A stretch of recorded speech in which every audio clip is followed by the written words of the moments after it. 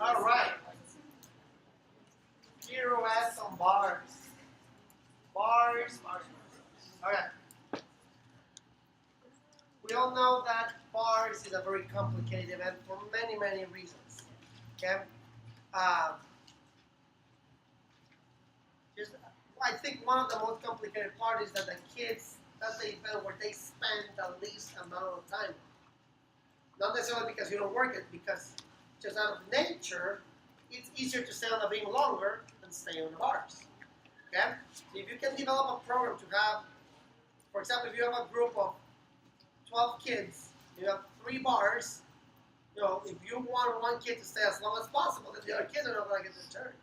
Also, so it's very complicated for some logistical matters and just natural things, or just that the event allows you, just the kid can't stay on the bar that long. So you have to. That's where it comes all those side skills, side drills that you need to be doing in order to create, as much time on bars as possible. All right. So pirouettes are turns in handstands. Okay. It's a very commonly used skill, especially at level 8, because it covers an important requirement. Okay. Gymnasts are using this skill or skills that involve turns until they're in level 8. But once you're there in level 8, it's too late to start doing it. Okay? You should start the development of turning skills way before that. Okay? I would say when you're in a level 5, level 6 program, that kids should already have a good couple months of training of pirouetting and all that stuff. And when then talking about pirouetting, it's not just a turn. You'll see there's hundreds of things that are involved with it that you can start working at a very early age. And then once you start hitting the important time where they need to be doing it, they're already going to be progressed with it. Okay? And what I want with that, the message is start working up. Always work up. Don't just get stuck on the things that are in your level. But now with that said, just because they're level 5 doesn't mean they need to be doing a pirouette. What you need is all the progressive developmental work of that skill, which there's, like I said, hundreds of things that you can be doing towards the skill in the future. So it's a turn on the longitudinal axis, performed on a handstand, and that turning can be done out of different things. It can be done out of a cast, it can be done out of a back giant, it will be a blind, it can be done out of a front giant, which is a front giant and a half, and it can be done out of any in-bar skill. A toe one, a stalder, an inside toe one, to develop more difficulty. Now, with all that said too, in-bar skills, and we're not going to touch on that because it's a pirouette clinic, but I highly suggest you work a lot of toe handstands. Don't get stuck with free hips, because free hips have an ending. Toe ones, there's way more things that you can do out of a toe, okay, that will open the door for many, many skills. And this is something you don't just work right away. It is something that you start working progressively from them when they're very young. And I was extremely happy the day that I saw that in level 5, you can do that instead of a free hip. Highly suggest you try it. Even if you're not going to compete it, but you should have your kids work development on tones, because it opens the door. And not only, and if they learn it right, trust me, your bars program is going to be incredible. Okay, learn tones, learn toe handstands. Out of a toe handstand, a stalder comes in. Now you have 2 skills that you can do: turning and shipashes and tons of stuff out of it. Okay, so I highly suggest you do that. All right. Okay, the most important foundation of a pirouette is the weight shifting from side to side. If a kid is not able to do the weight shifting, they can do it. How do you weight shift? If you're standing, you can just go like this. Okay? That's what I explain to kids. It's the same exact thing, just upside down. Okay? And then you can pirouette. See? Okay? But if you go like, if I try to pirouette that way, just put my leg like this, it has to be a weight shift then the body turns. Okay? So the following are important factors to achieve efficient pirouettes. Okay, first, learning to shift body weight from one side to the other. Very important.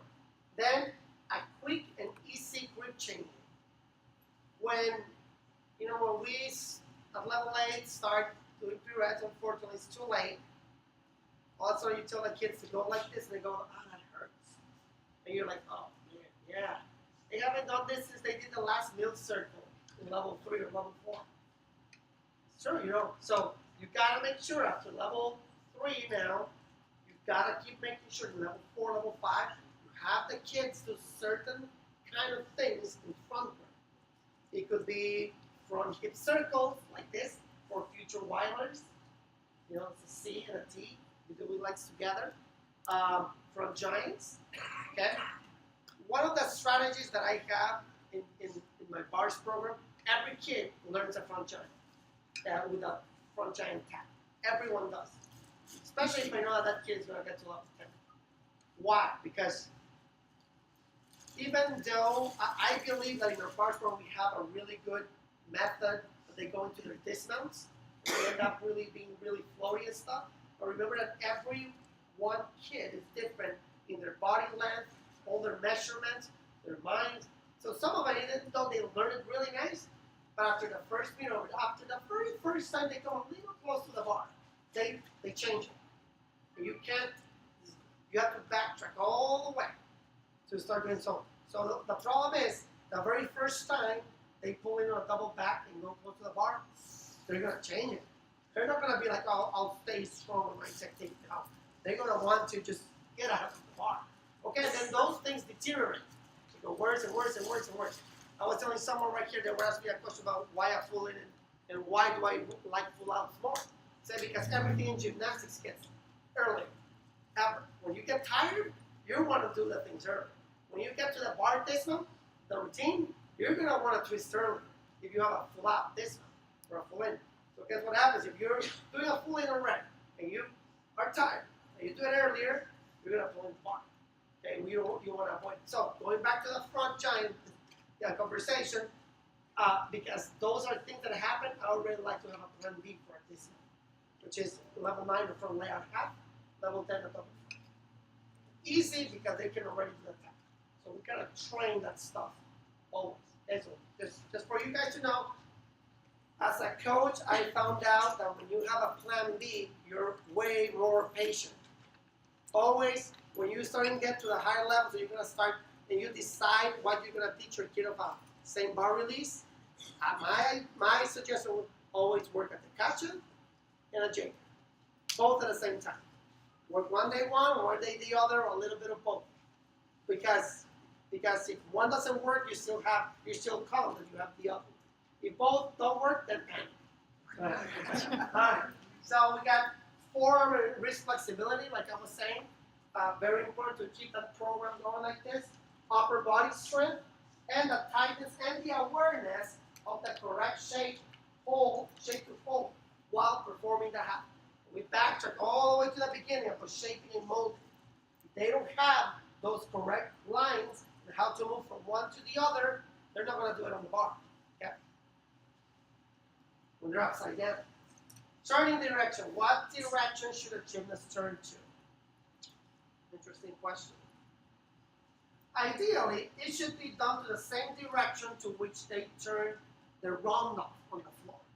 Why? Because their first arm, again, it's up to discussion, but that's my thing. Okay?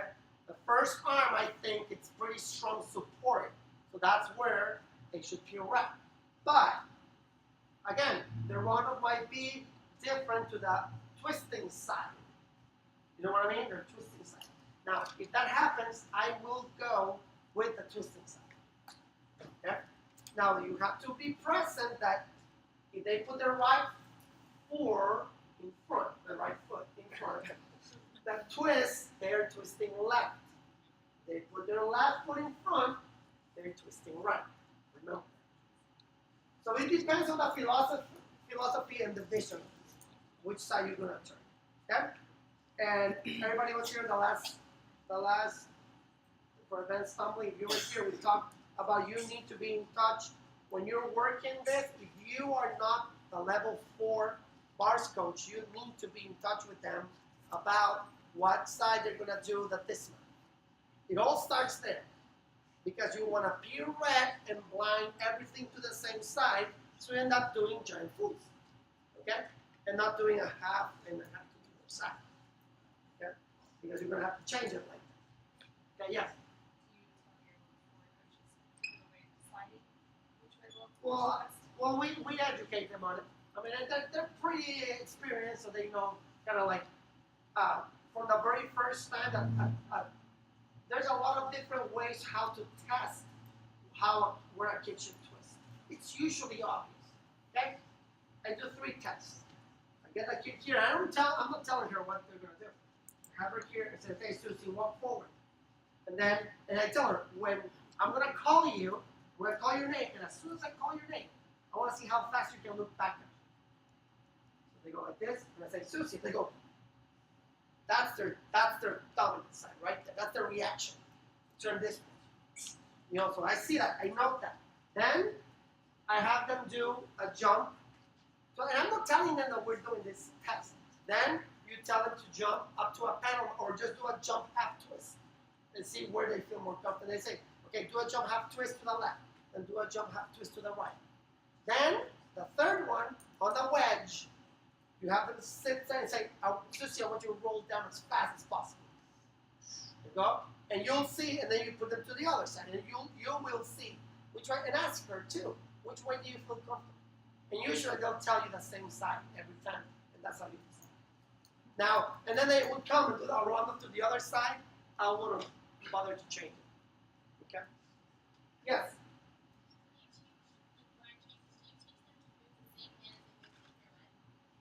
Now, when they do pirouette, they go here, here, yes. That would be the same hand, yes. Yeah, I mean, you put it, if you get confused on where, like, don't put your arms like this. Put them like this. So see, pirouette, it's not this. What's the pirouette? This is what happens in a pirouette. So then it goes the line, then the other. Yeah. So that's when you're twisting all the way to the same direction. If you go like this, you're gonna get confused. You're gonna start doing, oh, well, I turned that way, so I turn to the left. No, you're turning right. You go that way. See? Okay. So it can be confusing, but if you really take your time to understand it, you won't have a problem later. Oh yeah, so it said, when you do that, this way you're working blindfold, it will turn the same direction when you get to the blindfold. Okay? Alright, so when teaching and developing half turns, it is very important for coaches to be aware and understand the specific deductions and judging expectations for these skills. Okay, JL, there they are. I'm sure there's a lot of judges here. So make sure you know. It is very important for you to know it's not just not going over and turn. You gotta know the deductions. Yeah? I'm not going to go into them, but just be aware of them. And then there is I think it's ending on one side and then doing the blinds and ending the other. Then on FIG is extremely strict. If you're not within 10 degrees of the finishing of the turn, it's a 3/10 deduction. Between 10 and 30, or 1/10, and then between 30 and 45, 3. Yeah. Chill. But conditioning and drill. Very simple. I love this thing. This is the one that level 3 should be doing. Okay? Right there, your very first part of the stretching, you can have a bunch of things when you're stretching, get all these dowel sticks and have them do all kinds of shoulder, of wrist stretching. Okay, so you put them here and then stretch here, stretch that way. That way, there's a lot of mobility. A lot of the kids that can't do pirouette well has to do with wrist and shoulder flexibility, and not just that they can't do it. All right. The shoulder, flexible wrist, and this is what I transfer to what I communicate to my athletes. We want to spin. We don't want to turn. We want to spin. Yeah, pirouette should look as a spin, not as not sequence. It has to be one motion. Okay, okay, so stretch it all the way. Then you do it simulating the pirouette. See?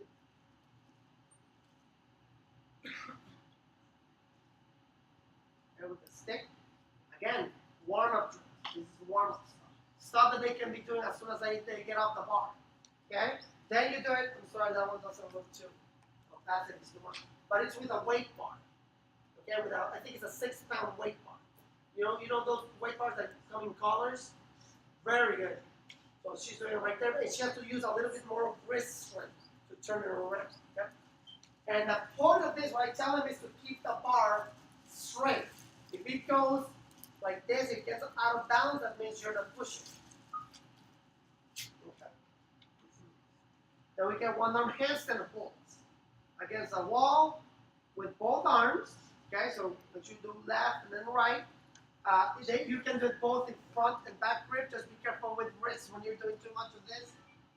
Create strength and awareness and the necessary balance. If I drill this, see, I'll obviously feel a lot stronger eventually. Okay, because this is the pirouette. Okay, but if I don't drill this position and I don't get strong in this position, I have a lot less probabilities of doing it. Yes. How long do you hold One arms with little kids or older, even more, no more than 15 seconds. Yeah, I mean, it depends on on the floor. On the bar, it can be more. But it just depends. I mean, remember the name of the game in this sport is stay healthy. I don't know what's too much or what's too little. No, I don't know. I mean, I guess it varies with every single athlete. Okay, then against 2 bars, we gotta roll up there and down. Okay. That's very, very important because they find that balance point too. Okay? And do it with both arms, not only one, because if you do giant folds, you'll be on both arms. All right. Then simulating the cast motion, simulating the arm motion and the turn.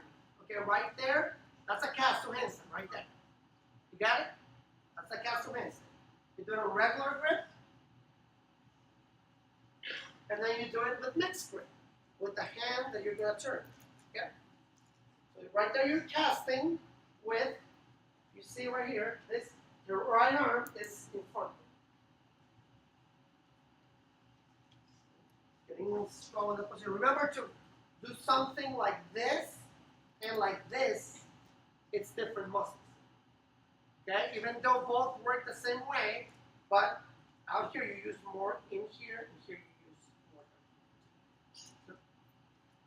I should say the muscles that assist the shoulder are different. Use the shoulder more. Okay, now you're going to simulate the motion and the turn. The hand switch, watch. Right there, she has both hands the same way. Now she goes up, change. She gets to a handstand. And again, that might be too heavy. You can just do it with a stick first. Okay? But you don't want it too light because then they bend their elbows. Okay, you want to make sure just the shoulders getting used. Again, side station on bars is where you should have a vast amount of drills that you can use. Don't use them all at the same time. Just pick out one after every single turn on the bar. It could be the same for a week or 2 weeks. You could change it, you can vary it, depending on how many kids you have, but always make them do something after they get off the bar. Okay? Now, this is one of my favorite ones.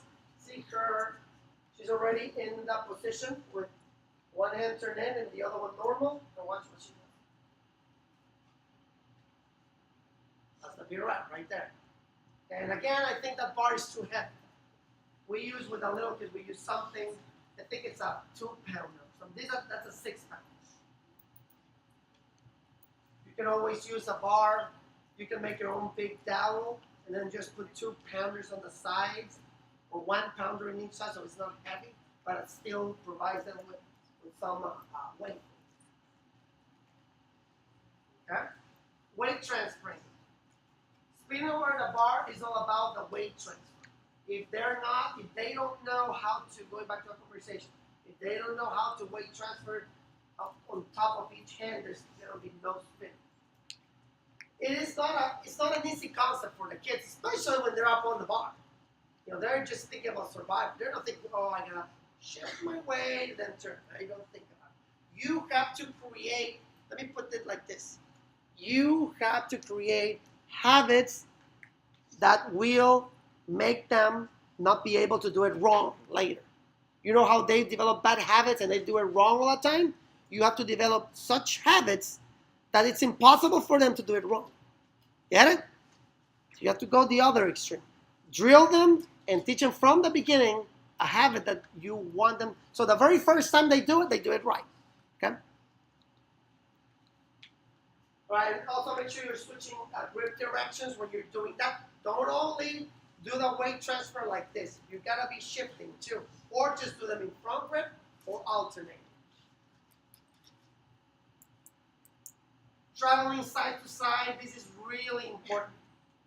Okay. Well, those are hip touches, traveling side to side, that you'll see later. Now, if you are able, if you have the means, I suggest you make lots of floor rails, but not just use real bars, long, because that gives them the real feel of the bar. It bends and bounces a little bit. Okay. So every rail that you discard, save it and make some of this. That's real quick, but try to use a real bar, not made out of wooden things. You want to have the same exact grip on the wrist. Okay, we have a lot of them, so we have a lot of circuits going on with low bars, floor rails. Okay, there's another one right here. Weight shifting, weight transfer on both ends. Again, you can use both grips, and it's pretty hard. Head is always aligned with the body. Don't let the head drop. Hips need to be squared and pressing, let's say, flat tilt. Okay? Eye-hand coordination. Remember the girls, when they do a pirouette, they're going to be looking at the bar. Okay? Until they're experts, they're going to take their eyes off the bar. So, what you need to develop is eye-hand coordination. Okay? Quick switches. I really like this because they create very good handling of the bar. Okay? You want them for speed. It's not just a switch. At the beginning, probably, with your younger levels, you just have to go slowly, making sure they can keep the shape. Okay? Now, if you see the bar bounce, that's the real feel of the bar. Not with the little rail, they're very stiff. So you want to have them bounce a little bit. Okay? See how your back stays rounded the whole time? You want to do it hot and quick. That's going to give them that being comfortable of doing the quick switch. Okay? Push it through the shoulders and keeping the back rounded at all times. Now, cow hops. And if you guys come to the next session, we have, because as I talked before, bars is so important and you need to spend as much as you can do on bars. We have a bars warm. The girls come in and they don't warm up, they go directly to bars. We have a specific bar warm up, and then they go to the events, and then they come back to bars. Okay, so I'll show you in the next clinic. And this is part of it too. Okay, then the eye-hand coordination with normal grip. I love this hopping. They get very tired after 10, after 5, or 2 more. But you probably see how her hips are a little pikeish. But I don't care too much about that because what I want right now is just the speed and the agility. You know how, soccer or some other events, or you need the agility to cut and all that stuff. The same thing on top of the bar. You gotta think about it that way. They gotta be very agile on top of the bar. Okay. Then you do it with, you see that it's a mixed grip, but you turn in here the grip that you do on pirouette. Okay? Yeah, there's gonna be a lot of this movement. Okay.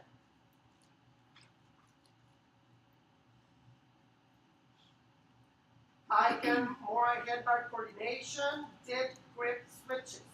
I think everybody's done this before, but they're pretty good. They're pretty simple and important. It's a little bit of a conditioning. You want very few kids will ever do hip cast totally straight arms into a cast to handstand pirouette. There's always a little bit of an arm bend, especially for those kids that have long arms. So you know those kids that have their arms all the way down here, they cannot do a hip cast to handstand with their arms straight. Some of them you'll see them hitting the bar with their thighs. Seen that before? So what I tell them is when you're about here on the hip, I want you to bring your shoulders in front and bend your arms a little bit. Okay, so we can get that hips on the bar in cast. Okay? If I say if the judge is gonna take a deduction, well, they're gonna take it. But I'd rather her be able to cast correctly every single time. When they bounce off the thighs, it's too easy for them to tip the judge. They don't have much control of the bounce. Okay? That's my personal experience.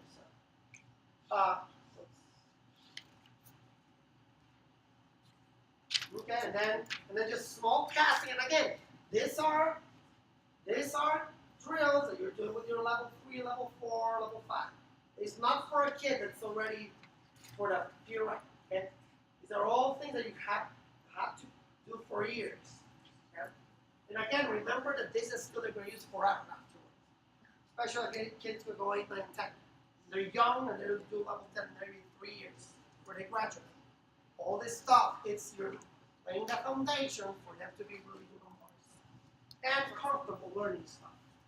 Okay, this is some of the ones that we've been doing the past year. Okay, just in and out helps a lot too, and you'll see what this leads is probably a new favorite pirouetting drill ever. Okay, and here it is. Watch.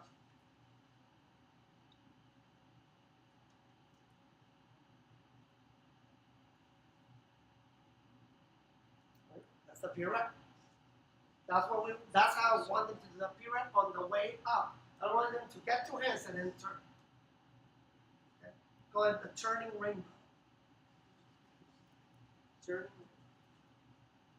They go and they're hopping into their grip and then they change. Okay. So there's a couple of different ways that you can do it. First, you start on the floor like that. Okay.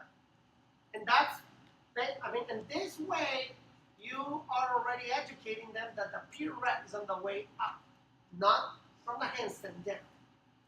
Yep. This helps understand the motion which the body needs to go through. Okay? And usually do it on the line.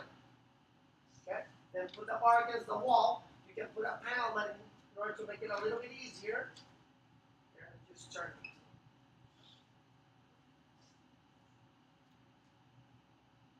And then what I like about this is that they have to keep the pressure on the bar. So it feels very real, basically.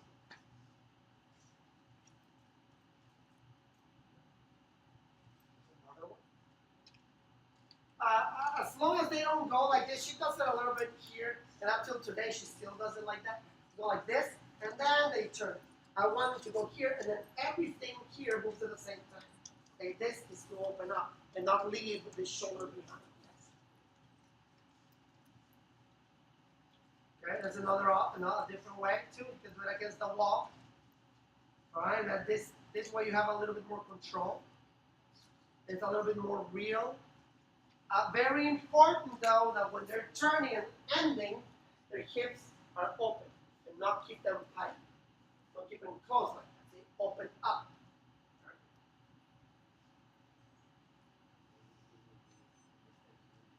Mm-hmm. Yep. Yes, that's the problem because they want to reach this one. All right, then just some things that we added for fun too is on the, but they simulate the motion too of the cast. Right there, she's casting two hands and then okay.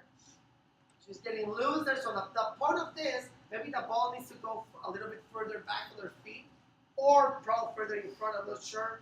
And then because other days some of them were doing it really straight, so I don't remember if they put the ball up or back. But you can play with it and see which way. But the thing is that that's the cast right there, and she started to go to handstand,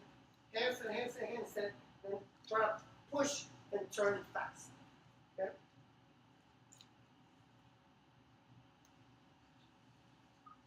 And then drilling a turn. Coach assisted one-arm spins. That's a spin.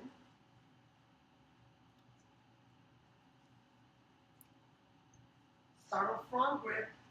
You can do it on front grip or regular grip. And then use both arms to spin.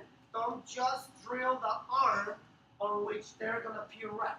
Okay, do the other one too because you're going to need it later for the blind full.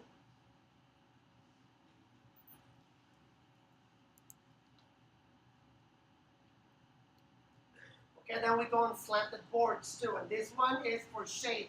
You got more shape. You can use 2 boards or you can use 1 or bends. Doesn't matter. Now, when you do, it's really important to understand, when you do a blind change, what's the first part of the body needs to start turning? Toes. Toes, progressive knees, hips, trunk, shoulders, and the very last thing is the arm. Okay? And not that they're going to end up like this and then here. Or go here, all the way here, and then they go here. Now, everything needs to keep progressively twisting, and then you got to add in a totally straight body. Otherwise, the second pirouette's not going to work. Now, for the pirouetting, it's different because it's a different turn. Okay? You cannot initiate the turn only with your heels. Okay? Everything goes at the same time. Okay? You right? Obviously, you have to push through your shoulder and make sure that everything opens up at the same time. Okay? It's not the heels first. Okay? Because you can't kick and then just go like this. It's more of a full body turn right away at the same time. Because remember that it's different to turn like this than to turn the opposite way.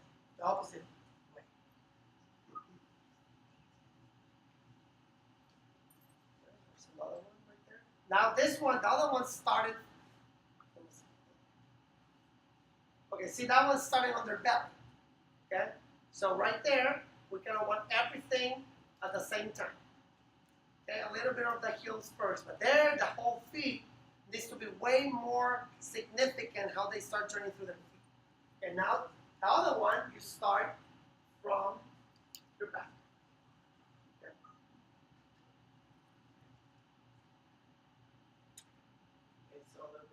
Okay, so what this one's drilling is that mostly the spin out of the blind.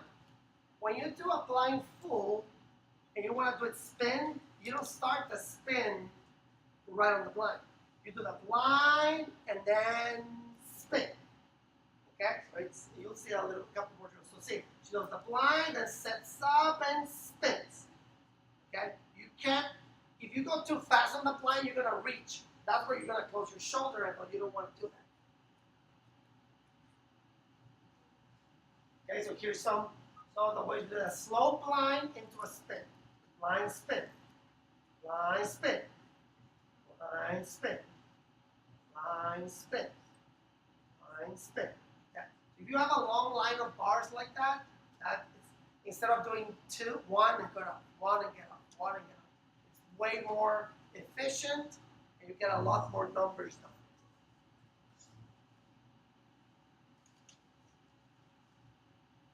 Yeah. You get a lot stronger quicker too. As many as possible in a row. Okay, now some conditioning for blinds. Shaping. So first one goes 3/4, second one goes to handstand, third one goes to a blind. Okay? She's tired. Okay? Very, very good drill. Very good.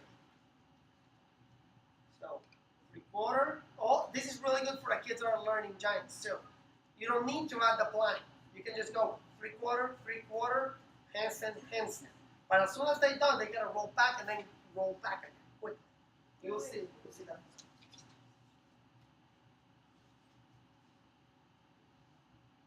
She didn't finish the blind, but she did it in the right way. You know what I mean? Don't expect them right away to finish the whole thing. Rather keep the shape and the correct body turn than finishing the whole entire turn. So she just did like 75% of it. Alright. This one, I really like this drill. It is a wedge put against the bungee, so they both try to go like this, and she just pushes a couple times, and turn. And the point is to stay with your back or your heels on the bar, on the mat. Watch your heels. See? They should stay in the same spot. Okay? And then the other one, I think it's too much opacity, but okay, watch. Can you see it? See now we move the wedge to the side, so she does bounce on the bungee, and then she turns to it.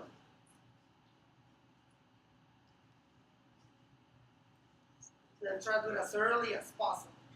That's fun.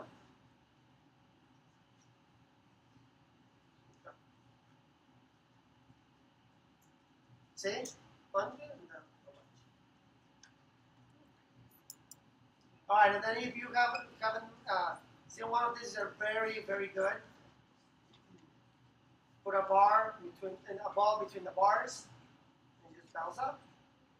They have to do a little. They have to use more of strength to do it. It's more realistic. It's fun. Right there, you can bounce with both hands or in mixed grip. Okay? So in order for the pirouettes to get a little stronger, we do it from mixed grip. Now then, the other thing you have to do is once you start getting into the work of the pirouetting, take a couple of times your kids through the correct motion with a spot. Okay? And teach them how you want them to. So communicate and make them feel it.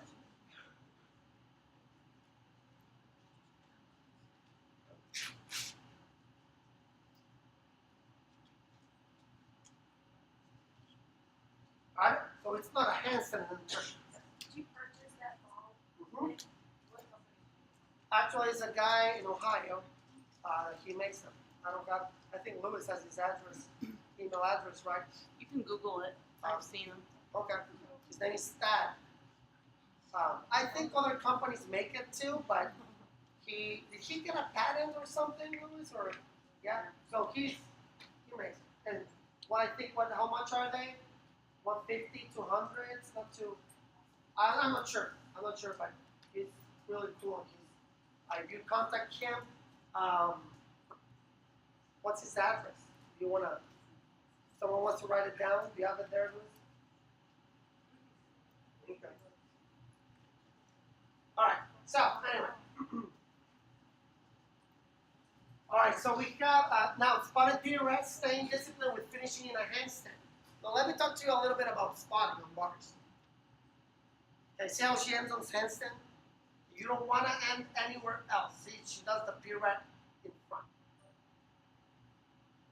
This way of spotting, like I spot, each kid has a way that I spot them different. Because I go with what they need. Some of them need to end the kid better. Other ones need to cast body straighter. Others need to spin faster.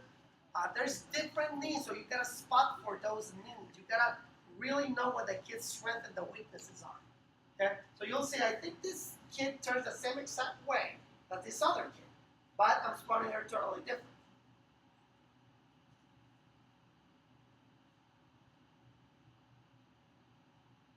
You see how the hoppy thing?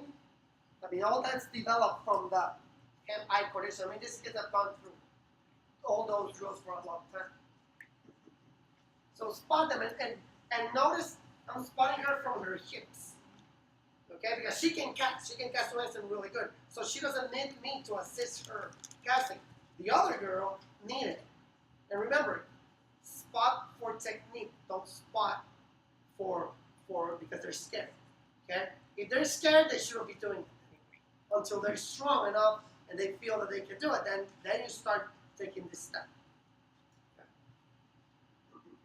Now, when gymnasts start performing it by themselves, it is totally acceptable that they tip it. Actually, I count it if they tip it. And with all that said, let me tell you one thing. Out of all the kids that I've coached, and we follow this same exact method, Out of 10 kids, probably one makes it right away and holds it for the next season and holds it like that and makes it. The rest of them, they start going over and stop because they don't want to get the risk of tipping. But 2 years from there, you're gonna have them all here. Okay, it's very hard to get that one kid to go right away. For example, if they're getting for a level ready for a level 8 here, and they're gonna use a pirouette. Very few of them have boom, and right there, all their needs. The other ones, even though they can do it in practice here, they're gonna go forward. All they want to do is make it over. Okay? But in 2 years, they're gonna be super strong because they know the basic. They know the expectation. Okay, so that's totally acceptable. So the end result should be a quick, sharp spin with ends in a very controlled handstand. Okay? Right. Okay, and remember, all this also depends on the strength of the cast. Yes. How do they hit the pirouette early if they straddle to the knee? Say, oh, it's even easier. As soon as the hip cast has a dead second of support where there's no support of your hands. That's it, and usually it's right after you cast. Okay, there's one in the kip. Have you ever seen those girls that do switch kips? There's one in the kip, and then right when you cast, a little hop right there is where they have to cast. Now, where they have to switch their grip. Now, a straddle cast correctly performed goes with their legs together until here, and then they straddle around.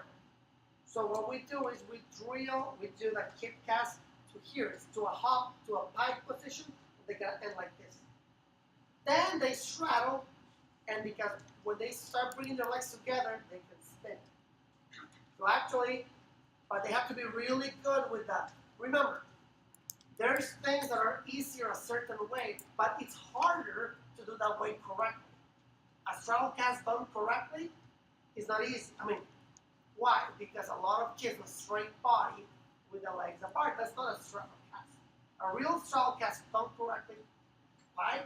Almost to here, hips gotta go forward a little bit, and the legs gotta come around the side. Okay? So actually, I do believe it's easier. You cannot twist this early because the hips are biting them. Okay, but it's easier to end in the hands. I should put one of those straddles. Okay.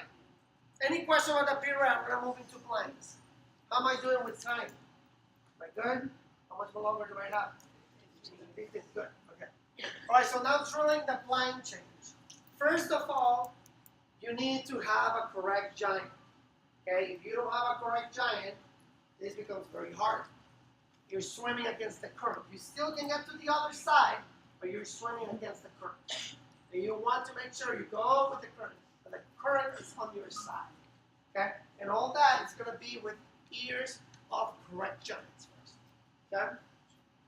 It's a drill that Neil Rasnick is really big with. That I like it. It has to go on the way up the turn and then hit the correct shape. Okay? You don't want to think of a blind as a half turn right away. You want to think about it as a progressive quarter turn plus a quarter turn. Okay?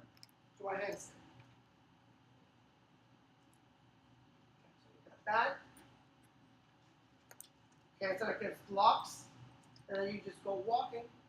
There's a panel mat right there. And the nice thing about this is they can open their armpits and keep them open. Okay, if they close, they'll fall. So that's a really nice side station. That's a side station again. Level 4s and 5s can be doing it. Do you know exactly what side they're going to turn? You should, but I would drill it both ways. Okay? One with right, one with left, they're going to get really strong. Oh, and going back to that, this key though. You got to make sure that the bar gets in as close as possible. If you do a lot of wall drills, but the bar is too far away, it's not reality. You want to design your bars and the blocks or whatever you put in for them to be on to make it as close to handstand and to that balance spot as much as possible. As close as possible to reality. Okay? Now for the spinning part, and then actually this is for the shaping of all the turns. Okay, you can go slow through every quarter turn. Okay, or you can go fast. But only go fast when they're good. Now, if you notice that she's doing the rocker, she went up and then started turning on the way down. That's wrong. You want to do the turn on the way up. Okay? Everything on the way up. Maybe a higher pound would work.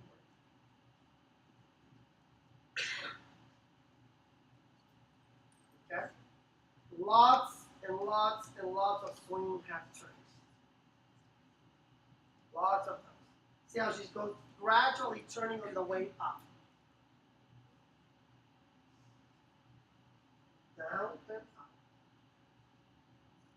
Usually that's part of our basics. With the higher level kids, that's part of our basics every single day. And as soon as they get off that, they go to a side station with a power mat for spinning. Okay, you're gonna see that giant pool, how we're trying to get it to spin. So, and then half a pulls. Guys, get lots of them done. Lots of them, as many as possible. Okay? So we usually go half, and then a spin. And then half, spin.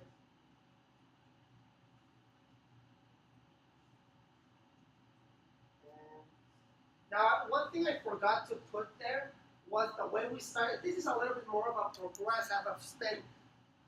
What I've done in the past is we do the half, okay, then the other half, and then we're going to do a spin. We go to a quarter and we stay there, and we hold it, and then we go, boom, spin. Okay, spot bonus. But we do it like that. This is more like already after a lot of spinning, okay? But it does work really good. Do you guys understand it? Like, hold her in that quarter when she does that blind. Instead of doing that whole half, we go into a quarter one-arm handstand on top of the bar. And then you just spin it all the way to the full. Okay, so it works really nice.